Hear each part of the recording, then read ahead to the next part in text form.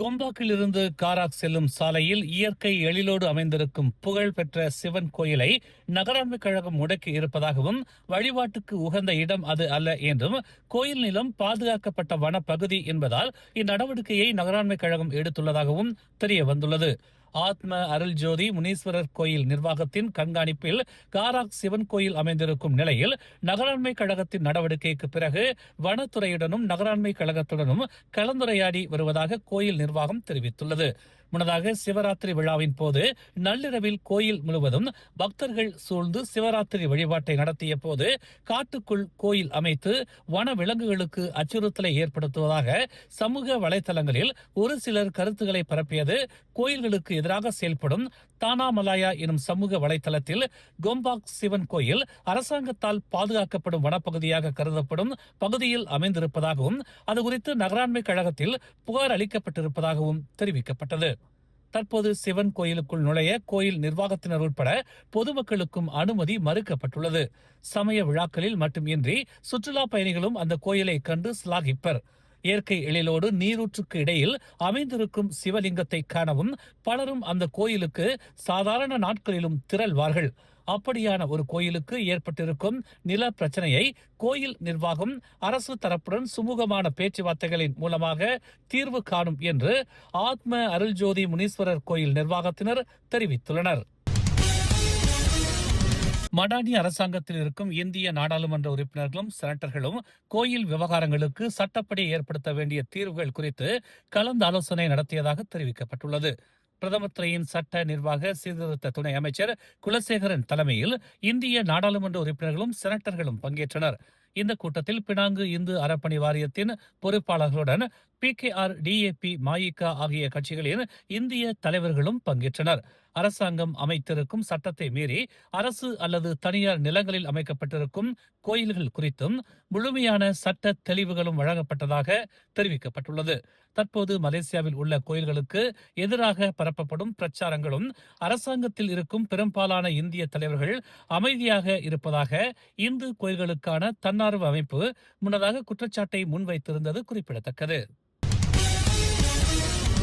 தாய்மொழி பள்ளி கல்வி என்பது உலக தரத்திலான சாதனைகளுக்கு ஒருபோதும் தடையாக இருக்காது என்பதை மனிதவள அமைச்சர் ஸ்ரீ ரமணன் ராமகிருஷ்ணன் பெருமிதத்துடன் தெரிவித்துள்ளார். கடந்த பிப்ரவரி மாதத்தின் தொடக்கத்தில் தாய்லாந்து பேங்காக்கில் நடைபெற்ற உலக இளைஞர் ஸ்டெம் கண்டுபிடிப்பு மற்றும் புத்தாக்க போட்டி 2026 நிகழ்வில் பங்கேற்று சர்வதேச அளவில் முத்திரை பதித்த ஸ்லாங்கூர் கின்றாரா தோட்ட தமிழ் பள்ளி மாணவர்களை நேற்று புத்ராஜியாவில் உள்ள தமது அமைச்சிற்கு நேரடியாக அழைத்து அவர் பாராட்டினார். நாட்டுக்கு பெருமை சேர்த்த இளம் சாதனையாளர்களான ஆர்த்திசா தீபன், ஆதிஷா மூர்த்தி, கேஷ்வின் இளந்தச்சன், அரவிந்த் குமார் மற்றும் புராணி விவேகன் ஆகியோரை சந்தித்தது தமக்கு மிகுந்த மகிழ்ச்சி அளிப்பதாக அவர் குறிப்பிட்டுள்ளார். சர்வதேச போட்டிகளில் பங்கேற்பது என்பது எளிதான காரியம் அல்ல என்று குறிப்பிட்ட அவர், அதற்கு தீவிரமான தயாரிப்பு, கட்டுக்கோப்பான ஒழுக்கம், துணிச்சல் மற்றும் வலுவான சுய மரியாதை அவசியம் என்று குறிப்பிட்டார். இந்த சிறு வயதிலேயே அத்தனை தகுதிகளையும் வளர்த்துக் கொண்டுள்ள இந்த மாணவர்கள் சாதனைக்கு வயது ஒரு தடையல்ல என்பதை உலகிற்கு உணர்த்தி உள்ளதாக அவர் புகழாரம் சூட்டினார்.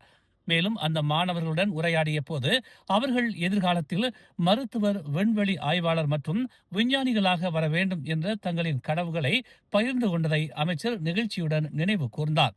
இம்மாணவர்களின் வெற்றி மற்ற மலேசிய மாணவர்களுக்கு ஒரு சிறந்த உத்வேகமாக அமையும் என்றும், சிறு வயதிலேயே பெரிய கனவுகளை காண்பதற்கும் அதனை நோக்கி உழைப்பதற்கும் இது ஒரு முன்னுதாரணம் என்றும் அவர் சுட்டிக்காட்டினார்.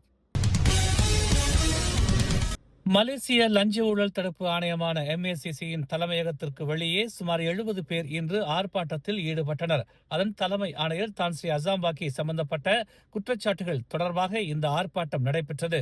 காலை 10 மணி அளவில் காவல்துறையினரின் முன்னிலையில் கருப்பு நிற உடை அணிந்த போராட்டக்காரர்கள் ஒன்று கூடி குற்றச்சாட்டுகள் தொடர்பான விசாரணைகளுக்கு உதவுவதற்காக அசாமை ராஜினாமா செய்து கைது செய்ய வேண்டும் என்று கோரினர்.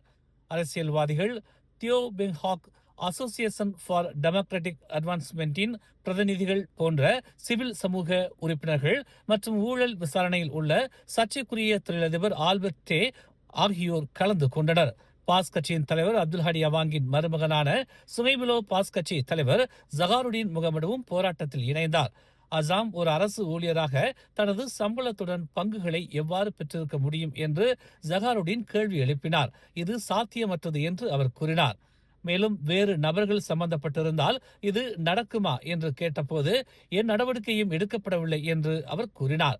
இது ஒரு சாதாரண நபர் சம்பந்தப்பட்ட குற்றமாக இருந்தால் அவர் 3 நாட்களுக்குள் கைது செய்யப்பட்டிருப்பார் என்று தாம் நினைப்பதாக அவர் கூறினார்.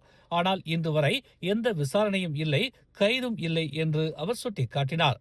இம்மாத தொடக்கத்தில் வெலாசிட்டி கேபிட்டல் பெர்ஹாடில் அசாம் 17.7 மில்லியன் பங்குகளை வைத்திருப்பதாக ப்ளூம்பெர்க் செய்தி வெளியிட்டது குறிப்பிடத்தக்கது.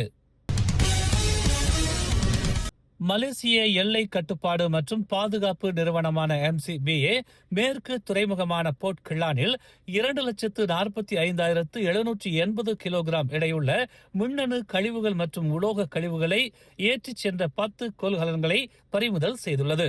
கொள்கலன் ஸ்கேனிங் பணியாளர்களால் இன்று காலை 9 மணிக்கு நடத்தப்பட்ட ஆய்வின் போது கொள்கலன்கள் கண்டுபிடிக்கப்பட்டதாக போர்ட் கிளான் MCBA தளபதி டத்தோர் நிக் எசானி முகமது ஃபைசால் தெரிவித்தார். நிக் எசானி தலைமையில் நடந்த இந்த ஆய்வில் 15 கொள்கலன்கள் தடுத்து வைக்கப்பட்டுள்ளன. பரிசோதிக்கப்பட்ட 15 கொள்கலன்களில் 10 கொள்கலன்களில் கலப்பு மின் கழிவுகள் மற்றும் 2,45,780 கிலோகிராம் எடையுள்ள உலோக கழிவுகள் இருப்பது கண்டறியப்பட்டதாக அவர் ஒரு அறிக்கையில் தெரிவித்தார். இந்த கொள்கலன்கள் 2024 டிசம்பரில் நாட்டிற்குள் நுழைந்ததாக தெரிவித்தார். ஸ்லாங்கூர் DOE மற்றும் துறையின் தலைமையகத்திலிருந்து மறு ஏற்றுமதிக்கான அறிவுறுத்தல்கள் வரும் வரை பறிமுதல் செய்யப்பட்ட கொள்கலன்கள் பாதுகாப்பான இடத்தில் வைக்கப்படும் என்று அவர் கூறினார். செர்டாங்கில் உள்ள ஸ்ரீ கம்பாங்கன் தமான் லெஸ்தாரி படானாவில் உள்ள தனது வீட்டை விட்டு வெளியேறி காணாமல் போன 13 வயது சிறுவனை போலீசார் தேடி வருகின்றனர். சிறுவனின் 42 வயது தாயார் இன்று காணாமல் போன மகன் குறித்து புகார் அளித்ததாக செர்டாங் காவல்துறை தலைவர் முகமது ஃபாரிட் அமாட் தெரிவித்தார். முகமது ஆதி சியாமி ரஷ்தான் என அடையாளம் காணப்பட்ட சம்பந்தப்பட்ட சிறுவன் நேற்று மதியம் 12:15 மணி அளவில் பள்ளிக்கு செல்வதற்காக வீட்டை விட்டு சென்றுள்ளார். ஆனால் இன்னும் திரும்பி வரவில்லை என்று அவர் இன்று ஒரு அறிக்கையில் தெரிவித்தார்.